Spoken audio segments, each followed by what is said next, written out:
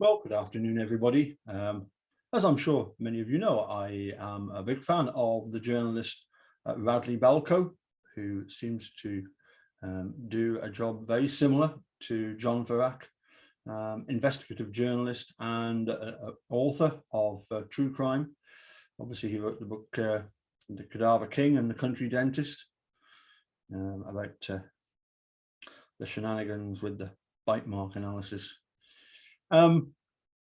So when I saw this article, thought I must share this. That when you read through it, you realise that the case in that they're referring to is just like Brendan's and Steve's. And then I want to discuss something else following on from that this article highlights. So let's go back here. Let's share.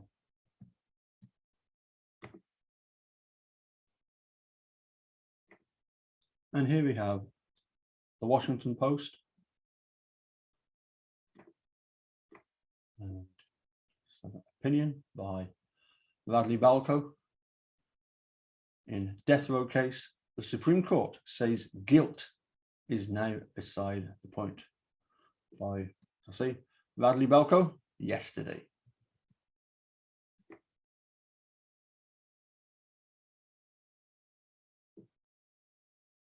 The US Supreme Court building on May 23rd. That's interesting. You've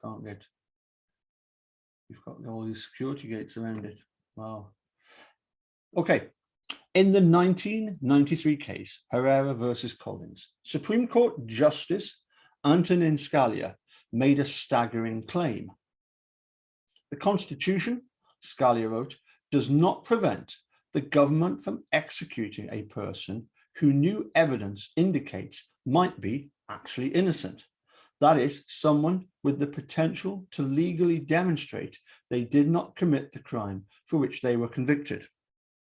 Scalia didn't just make his point casually. It was the reason he wrote a concurring opinion. Scalia's claim was so outlandish that Justice Sandra Day O'Connor felt obliged to specifically rebut him, even though they agreed on the ultimate outcome in the case. Only one other justice joined Scalia's opinion, Clarence Thomas. Last week, Scalia's once fringe position became law in Shin versus Ramirez. The court voted 6-3 to overrule two lower courts and disregard the innocence claims of Barry Lee Jones, a prisoner on Arizona's death row. Importantly, the majority did not rule that it found Jones' innocence claims unpersuasive. Instead, it ruled that the federal courts are barred from even considering them. Thomas wrote the opinion.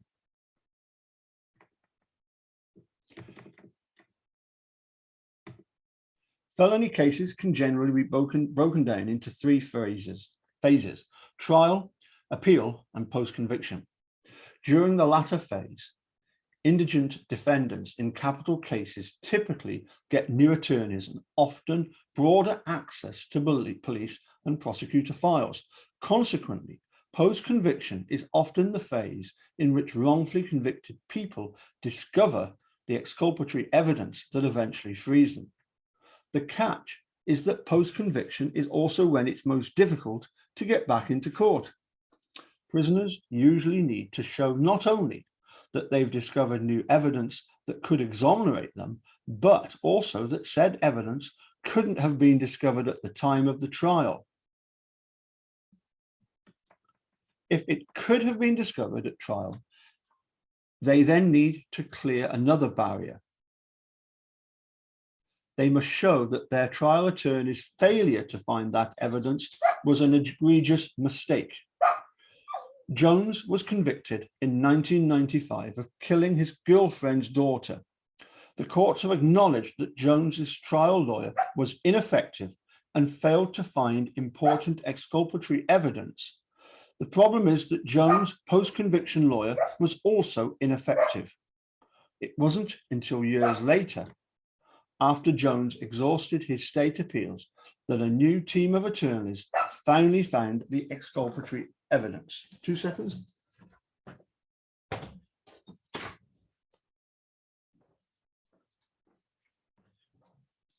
Sit down. Under Arizona law, defendants are responsible for their post-conviction lawyers' mistakes. So Jones was barred from using the new evidence in state court. Prior to 1996, this is where a federal court could intervene. But that year, Congress passed the Anti-Terrorism and Effective Death Penalty Act, or AEDPA, which requires federal courts to show enormous deference to the states, even when federal judges believe the state court is wrong. Jones was out of luck then, until 2012, when the Supreme Court created a small loophole. If a prisoner had both an ineffective trial lawyer and an ineffective post-conviction lawyer, the court ruled, then federal courts could still step in. Both the federal district court judge, appointed by George W. Bush, and the federal appeals court subsequently ruled that under the 2012 ruling, Jones's attorneys were ineffective at both stages, that Jones could use the exculpatory evidence those lawyers failed to find. They also found that the new evidence would likely have resulted in Jones' acquittal of murder. Jones had a glimmer of hope. But last week, the Supreme Court snuffed it out.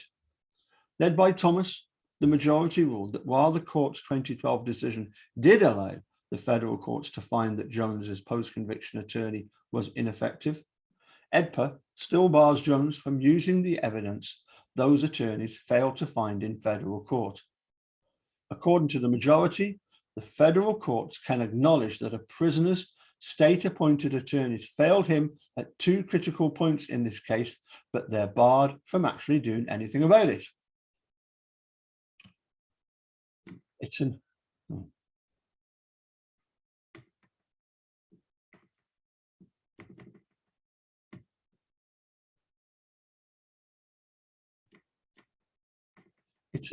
illogical and profoundly cynical ruling, one that will almost certainly mean innocent people will remain behind bars or be executed. Thomas's opinion is callous, at times even glib. He champions deference to state officials, courts and procedures, as well as the sanctity of jury verdicts in a case in which a defendant was failed by 2 state-appointed attorneys, in which state officials failed to adequately investigate the alleged crime, and in which state courts failed to do anything about any of it.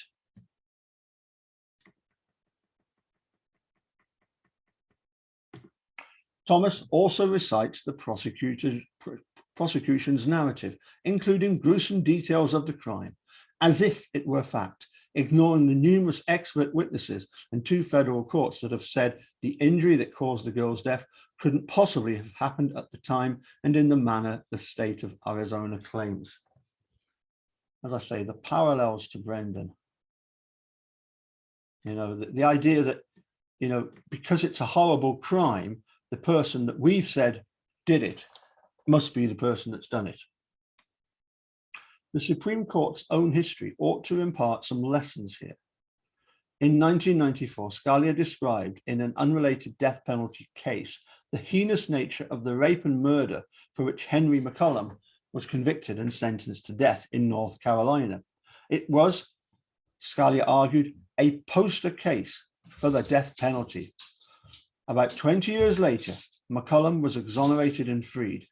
In 2006, Chief Justice John G. Roberts Jr. wrote a dissenting opinion defending the Tennessee conviction of Paul Hayes that also included graphic descriptions of the crime and a recitation of the state's narrative as if it were fact.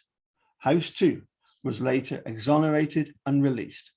I believe in Steve's original 1985 case, Dennis Vogel managed to get Penny Bernstein to either describe or even act out with her husband the attack 3 times. it's hugely prejudicial to the jury. Thomas joined both of those opinions. He seems utterly unchastened that both were so clearly and consequentially wrong. Yet they don't care. Every court to consider the actual merits of Barry Jones's innocence claim has ruled that he should never have been convicted of murder. And every court to rule against Jones did so for procedural reasons without considering the new evidence. If Jones is executed, it will not be because there is overwhelming evidence of his guilt. It will be because of a technicality.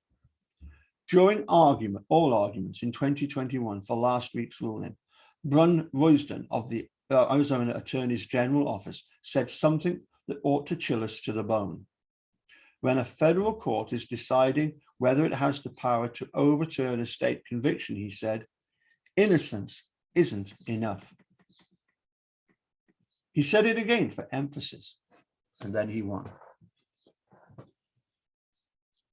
I actually commented on the article that Radley Belko, the Washington Post had posted on Facebook to say that, excellent article.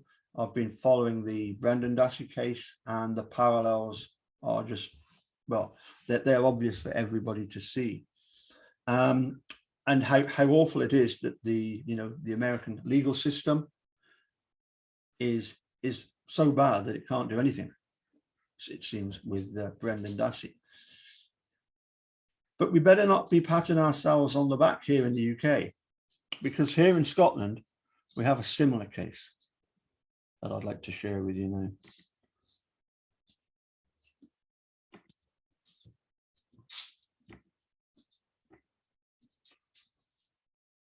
I'm sure most of you realise I am referring to the Luke Mitchell, Jody Jones case.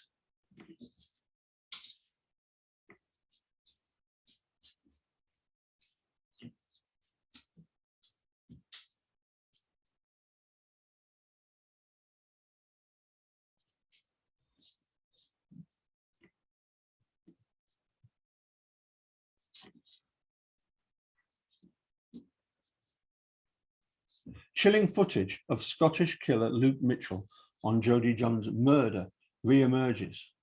The chilling footage sees Luke Mitchell speaking out in the Channel 5 documentary, maintaining his innocence for the brutal crime and claiming he never will confess.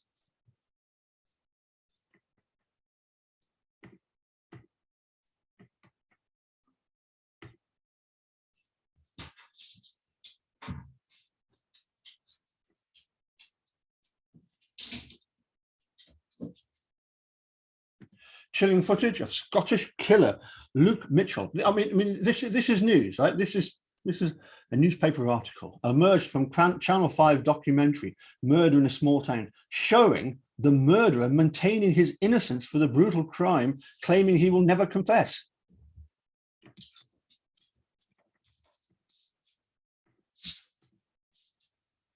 By the way, they seem to be a bit behind at the times, because this is saying that it was 25th of May, 2022, updated 25th of May, 2022.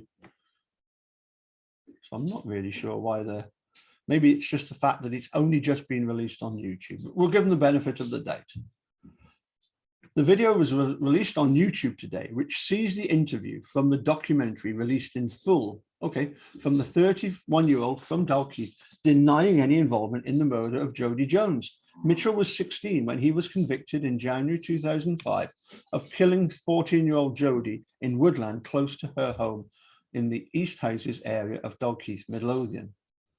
He was found to have slit Jody's throat and repeatedly stabbed her. He was detained for life with a minimum of 20 years in prison, but has always maintained his innocence. Oh, and again, you get the ones that say, oh, he looks like a killer. He looks like, you can tell by his eyes. They just don't like him.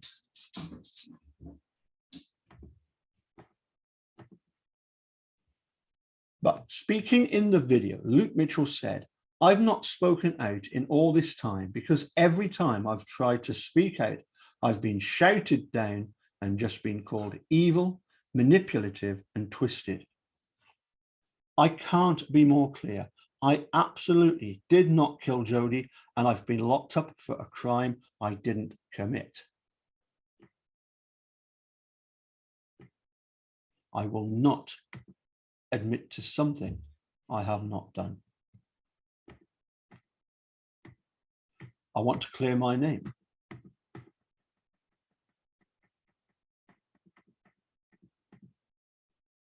He continued, it's obvious from the police treatment of me that I was a suspect from day one. I was told to sit separately from the rest of the members of the search party.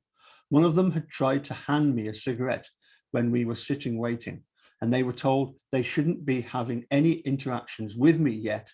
The other three were sat together, all talking together, while I was kept separate. This was generally from the very first moment the police arrived.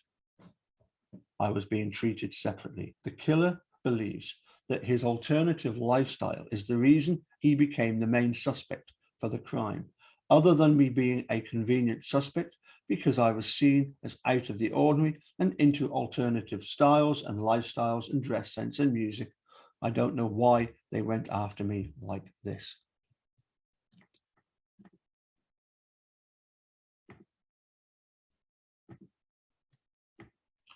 It's not as though I had criminal involvement with the police beforehand, before any of this.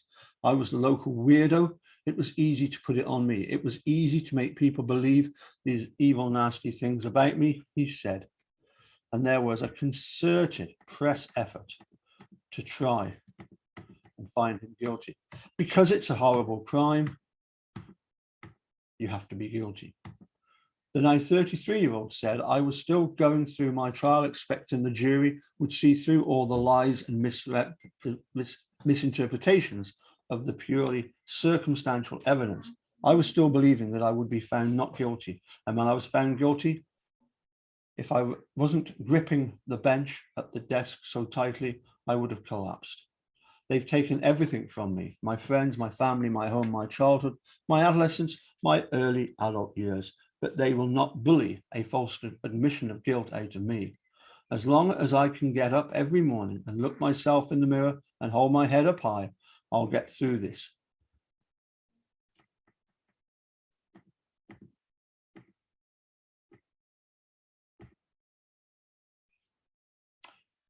Even if it was put to me that I would almost be guaranteed release and parole, if all I did was admit guilt, absolutely not. I would not do that. I will not admit to something I have not done. I will maintain my innocence if that means I stay in closed conditions for the rest of my life. If needs be, that's what will happen. But isn't it bizarre the way that the newspapers that had such a witch hunt against Luke Mitchell, right from the word go, you know,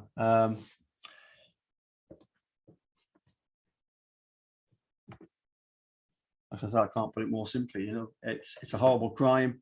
Therefore, you know, we're looking for the most horrible person we can find, and happened to be Luke. And the documentary, again, you know, being ridiculed by the press because they got it wrong. You know, we actually know, for example, that, and this has never happened before, that the police were actually contacting members of the press, journalists, and saying, oh yes, he's absolutely 100% the guy. You can trust us on this. And so they would put out articles about Luke. So Luke was actually found guilty long before trial. There was no way any of the jurors in his trial were going to go against the kind of public opinion and the public outcry at that time. And of course, Luke has also, I believe, has exhausted every single legal stage. All we can hope for now is at some point to have a full independent review of the case, somewhat similar to the tragedy that happened over at Sheffield when, you know, all those Liverpool fans were killed at Hillsborough. Only until we have an independent inquiry. They've had inquirers of themselves where they've just rubber stamped the original decision. As I say, this deference back to the first trial. It is a hell of a hurdle to get over. And I remember seeing it and hearing Steve Drizin saying this. That every time you lose either the trial or then the appeals, it becomes progressively harder and harder. But are there people out there who are quite happy to have innocent people behind bars as long as it doesn't upset the apple cart too much? I think so. I think there were people there that have got too much at stake, both sides at the Atlantic, reputations, etc. Although not in the case, obviously, of the Scottish judges who don't care at all. They couldn't care less. Right, I'm going to go and sort those dogs out. Catch you all again soon. Bye for now.